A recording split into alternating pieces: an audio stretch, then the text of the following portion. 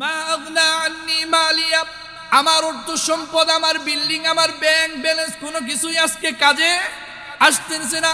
মা আগনা আন্নি মালিয়া হালাকা আন্নি সুলতানিয়া। ইসলামপুরবাসীরা আমার নাম শুনলে থরথর করে কাঁপতো, কিন্তু আমার নেতাগিরিও আজকে কোনো কাজ আসতেছে না। হালাকা আন্নি সুলতানিয়া। আল্লাহ বলবেন এটার ঘাড় ধর, খুযুহু ফাগুল্লুহু সুম্মাল জাহিমা সাল্লুহু। ফেরেশতাকে বলবেন এটার ঘাড়টা ধরে উপর করে একে জাহান্নামে নিক্ষেপ করো। মালিক বলতেছেন ইয়াকুলু ইয়া লাইতানি কদ্দামতু লিহায়াতি। যখন কিয়ামতের দিবস কায়েম হয়ে যাবে, যখন বান্দার আমলগুলো আমলনামা মিজানের পাল্লার ভিতরে ওজন করা হবে,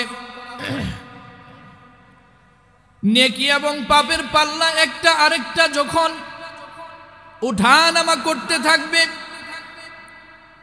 বান্দা মনে মনে শুধু বলতে থাকবে ইয়াকুলু ইয়া লাইতানি কদ্দামতু লিহায়াতি। হায় আল্লাহ, আরেকটি বার যদি সুবহানাল্লাহ একবার যদি বেশি বলতাম, আরেকটি বার যদি আলহামদুলিল্লাহ বেশি বলতাম, আরেকটি বার যদি গুনাহ থেকে বেঁচে থাকতাম, তাহলে হয়তোবা আজকে আমার নেকির পাল্লাটা ভারী হয়ে যেত। অর্থাৎ কিয়ামতের ময়দানে শুধুমাত্র একটা আফসোসই মানুষ করবে, কেন দুনিয়ার জীবন থেকে আমি আখিরাতের জীবনের জন্য নেক আমল আল্লাহর কাছে পাঠাইলাম না। কেন আল্লাহর কাছে নেক আমল পাঠাইলাম না? কেন আমি গুনাহটা পরিত্যাগ করলাম না? আল্লাহ পাক রব্বুল আলামিন তার সামনে তার আমলনামাকে দিয়ে দিবেন। সূরাতুল কাহাফ আয়াত নাম্বার 49 আল্লাহ বলতেছেন ووضع الكتاب فترى المجرمين مشفقين مما فيه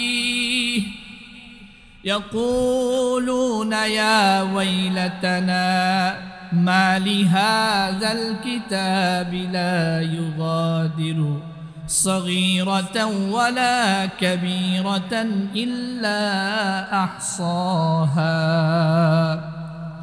ووجدوا ما عملوا حاضرا ولا يظلم ربك أحدا। মুরব্বিরা ভালো করে শুনি, যুবক ভাইরা ভালো করে শুনি, যখন তার সামনে জীবনের ফিরিস্তি আল্লাহ পাক রব্বুল আলামিন খুলে দিবেন এবং বলবেন ইকরা কিতাবাক, তুমি তোমার আমলনামাগুলো পড়ো, তোমার আমলনামা পড়ে তুমি নিজেই ডিসাইড করতে পারবা যে এই আমল নিয়ে আমি কি জান্নাতেই হব নাকি আমি জাহান্নামী হব। ইকরা কিতাবাক কাফা বিনাফসিকা আল-ইয়াওমা আলাইকা হাসিবা। আমার হিসাব নেওয়ার দরকার নাই, তুমি তোমার হিসাবটা নাও।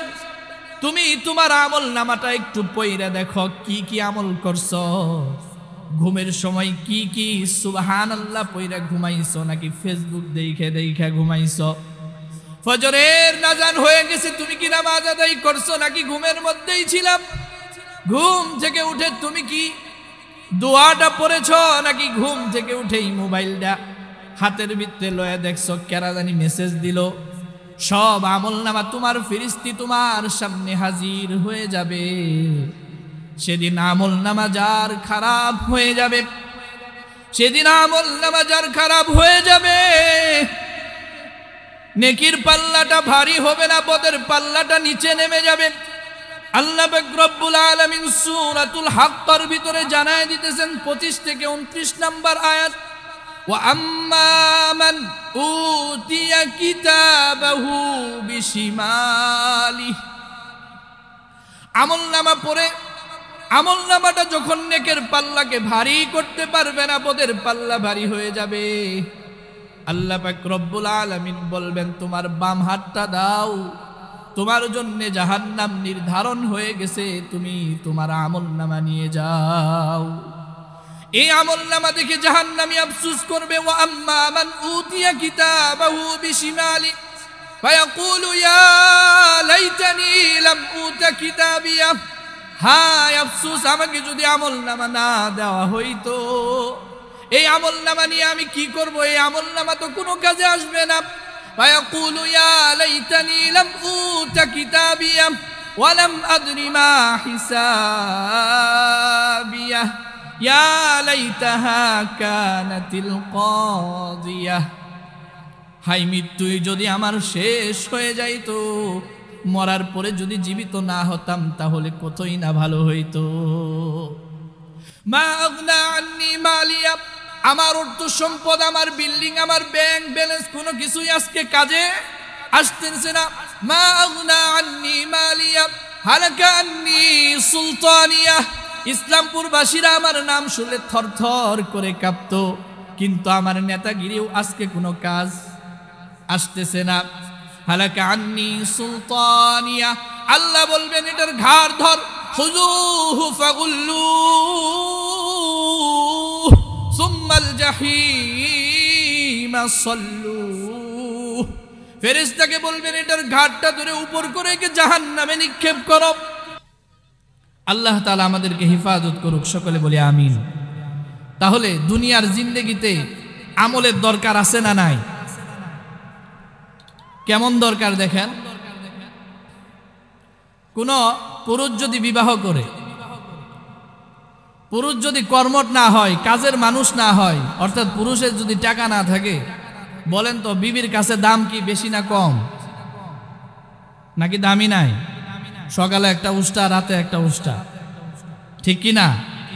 তো বুঝেন, দুনিয়ায় আমার সম্পদ যদি না থাকে, দুনিয়ার মানুষের কাছে আমার কোনো দাম নাই, তো আখেরাতে যদি নেক আমল আল্লাহর কাছে দুনিয়া থেকে পাঠাইতে না পারি, আখেরাতে আমাদের কোনো দাম থাকবে? এই জন্য নেক কাজ করব বেশি বেশি ইনশাআল্লাহ। কে কে বেশি বেশি নেক কাজ করব হাত উঠে আল্লাহকে দেখায়। এখন থেকে প্রত্যেকটা সময় নেক কাজে সময় দিব ইনশাআল্লাহ, গুনাহ থেকে বেঁচে থাকবো ইনশাআল্লাহ।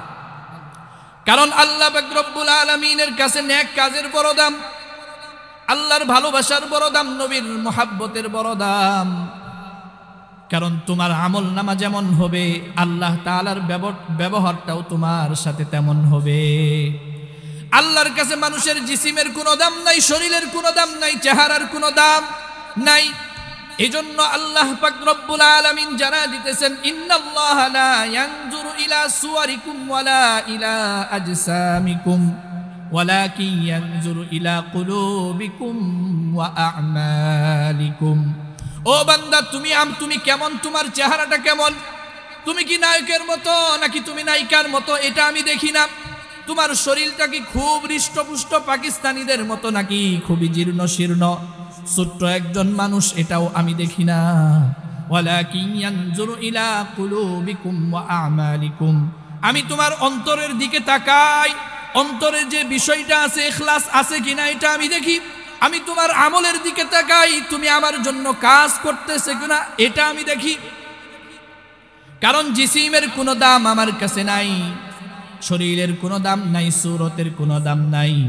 তাহলে এখান থেকে আমরা বুঝতে পারি আল্লাহর কাছে শরীরের কোনো দাম আসেনি, আল্লাহর কাছে চেহারার কোনো দাম আসেনি, আল্লাহর কাছে আমলের দাম আছে। কিসের?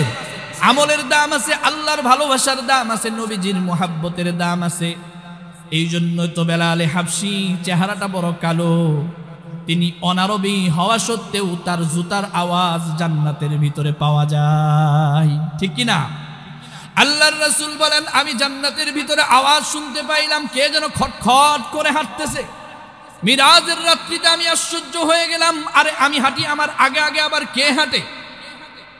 জিজ্ঞাসা করলাম, এটা কার পায়ের আওয়াজ? ফেরেশতা উত্তর দেয়, এটা হচ্ছে বেলালের পায়ের আওয়াজ। কারণ বেলাল তার অন্তরটাকে পরিশুদ্ধ করেছেন নেক আমলের মাধ্যমে, আল্লাহর মুহাব্বতের মাধ্যমে, রাসূলের মুহাব্বতের মাধ্যমে। এই জন্য আল্লাহ তাআলা নেক কাজ করার কারণে আজকে জান্নাতের ভিতরে তাকে এই মর্যাদা দিয়েছেন।